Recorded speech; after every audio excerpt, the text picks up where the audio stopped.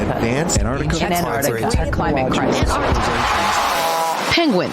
Penguins. Basil, we've been tracking Antarctica for several weeks now. There's been an uptick of reports about Antarctica and what's happening and there. Just how important it is. A combination of how and why Antarctica is the most important possible place on Earth, and simultaneously, explicitly not affected by climate change, says every Antarctic scientist, despite what CNN writes last week about Antarctica being our sort of signal about climate change. Yes, and not a single Antarctic scientist agrees with that. So, and part of it is because in the last few weeks, it was reported that there was a massive spike in temperature in Antarctica that, what was it, almost 100 degrees Fahrenheit, the amount of temperature? 100 degree increase in temperature in one day. In one day. So, we were like, whoa, that's crazy. And all the scientists came out and said, this is not climate change. They were very explicit about that. And we talked about how CNN was the only one that was like, oh, climate change. Look at Antarctica. Yeah, well, we might have more of a source here.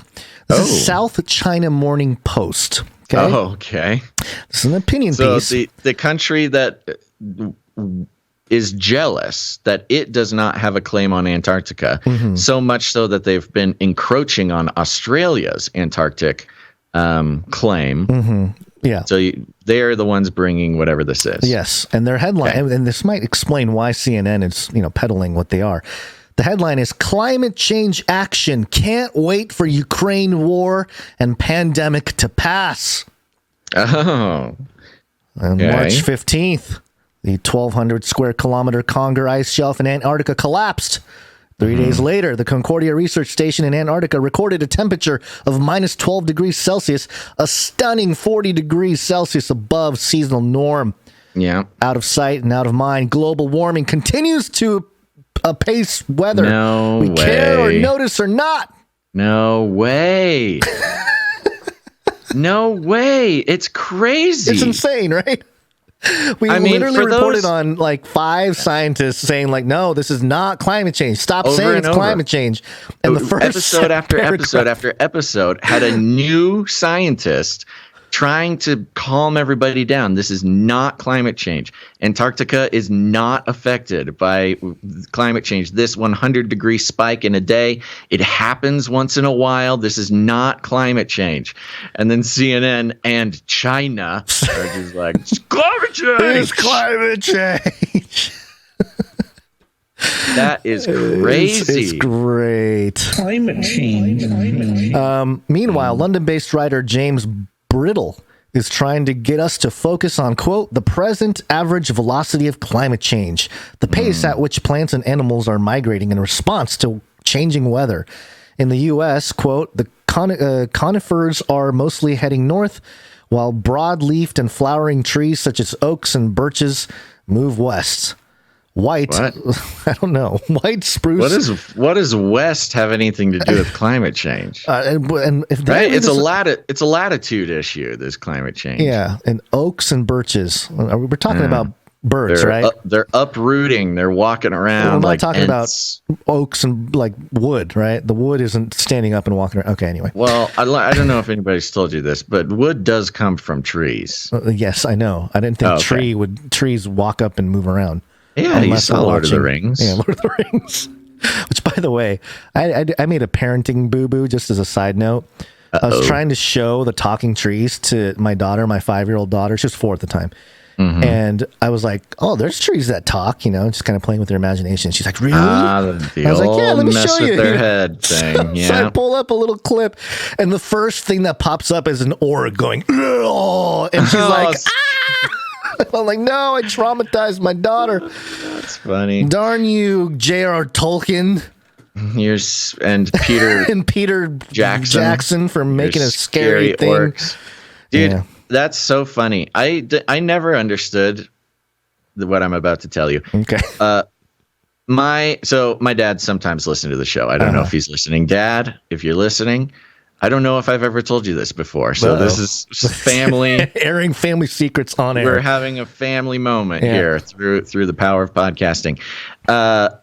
It took me till about 28 years old to realize that so much of what my dad told me when I was younger, and I don't mean so much. He was a great father. I learned a lot. He was very, was very, very responsible. But he would do exactly what you're just talking about. Just say whatever. Like, so there are some trees that talk, and I just would not question it. Because you don't. When you're a kid, your parent says something, you just do it.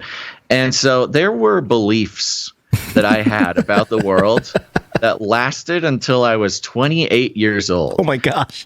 And when I was 28 years old is the moment I realized, like, oh, my dad was just kind of like having fun sometimes. Spitballing with you. Yeah. He was just spitballing. And not that he like was trying to create like a false worldview or something. He was just having fun messing around. And I didn't know it. And so I would just integrate it as fact about the world.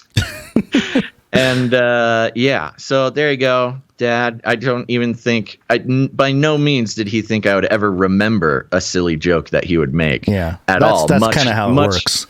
Yeah, much less make it like a lifelong journey to learn. That. The comment that lasted 27 years. Yeah. Let's get back to this. Okay. We'll land the plane here and wrap the show soon here. But this is where the whole show comes full circle, okay? While humans bluster and procrastinate, our trees, plants, birds, butterflies, and mosquitoes are getting on with the painful but essential process of adjustment. Interesting. So painful. Trees, very general. Plants, general. Birds, butterflies, okay, a little more specific. And mosquitoes. Mosquitoes are like very specific. The most important thing to the New World Order, I guess. Apparently. Yeah. Like what's so funny is because the science shows, or at least it used to, I don't know, this may have changed because, that's what science does if it's real science. They did the math on like, it's always dangerous to like get rid of an entire species of something because you don't know how it affects the food chain from top to bottom. And they're talking about, let's just kill all mosquitoes. Mm-hmm. And they're like, no, because birds eat them and it'll collapse the circle ecosystem. Of life. And they ran the numbers and they're like, wait, no. Nobody really needs to eat the mosquitoes. We could totally just kill all those little guys. And then the mosquitoes came to rebel. Yeah, they came to protest. They piloted. See, here's the thing. With mosquitoes, they can get in there and they can hack robots. So they're so tiny, they'll crawl into the circuit boards. They'll stick their little noses in there, short out a circuit, and start controlling all the robots like some sort of exoskeleton. Yep. Let me just wrap this here. So, like me, I'm just going to go back to the article. Bridle must be pained to see that at least. Must be pained to see the latest 3,000-page report from the Intergovernmental Panel on Climate Change, IPCC, go virtually unnoticed last week, despite its warnings about the imminent and dire consequences of global warming. It seems our natural world is taking more notice than we are, even without the benefit of armies of climate scientists and huge IPCC reports. Which I thought was funny. Did this guy go through all 3,000 pages in a week and like reading and like yelling about it? He had a robot do it. It is not just the dull prose of the report's authors that is to blame. He did read it. Neither can our political leaders and our media be wholly blamed for being more concerned by the issues of the day, whether that means the COVID-19 pandemic, Russia's war on Ukraine, the emergence of John Lee Ka-chiu as Hong Kong's likely next chief executive, or the tax management antics of Akshata Murthy, millionaire wife of British Finance Minister Rishi Sunak. But the scary reality is that we continue to turn a blind eye. In the frenzy of climate debate focused on the UN Climate Summit in Glasgow last November, the world was awash with pious promises and unanchored commitments to net zero. This latest report is similarly full of scientific counsel on how to limit global warming to 1.5 degrees. Blah, blah, blah, blah, blah. It goes on and on and on there. the point here that I wanted to get to, other than the stuff we've already covered, is this is the South China Morning Post. And if you sort of dig into who owns the South China Morning Post, it is owned by the Alibaba Group. You know, the Alibaba Group. And that means Jack Ma.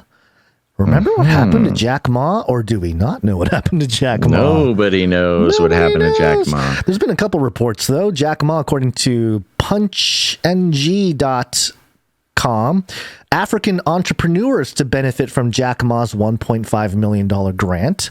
So this is March 31st, 2022. He's getting in on the Wakanda game, the Afrofuturism. On the Wakanda game, the Building Africa thing.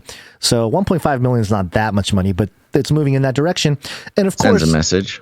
Of course, if you're going to be part, and by the way, the picture they have of Jack Ma in this article from the punchng.com, his face looks like, I don't know, like an alien or something. It's a really weird picture of Jack Ma.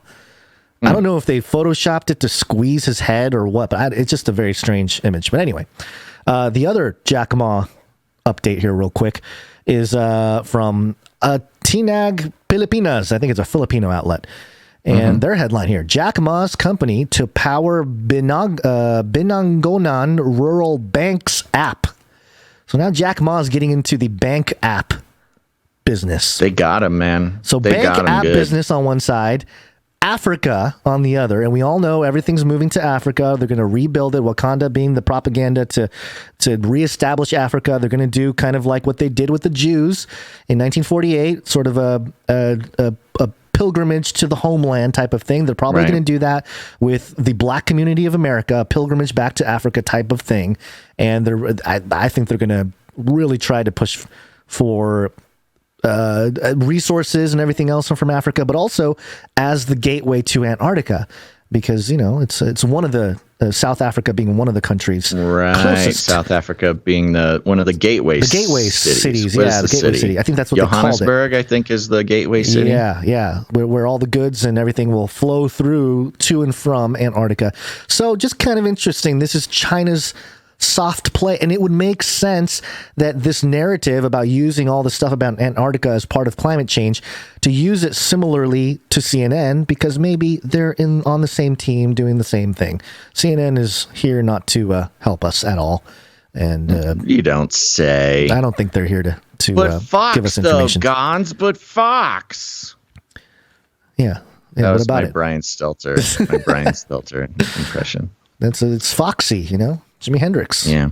Saying the gateway city thing, I'm realizing on the flat Earth map, the one that has the ice wall around the flat Earth, that is Antarctica, puts a different spin on those gateway cities. It forms a perfect hexagram or something, right? Around the... Because whatever, but whatever, comes through the shimmer, whatever, enters our realm over, through, or under the ice wall or whatever, will be introduced to the world through the gateway cities. And so whoever controls the gateway cities, basically controls whatever interdimensional resources or visitors that might come our way.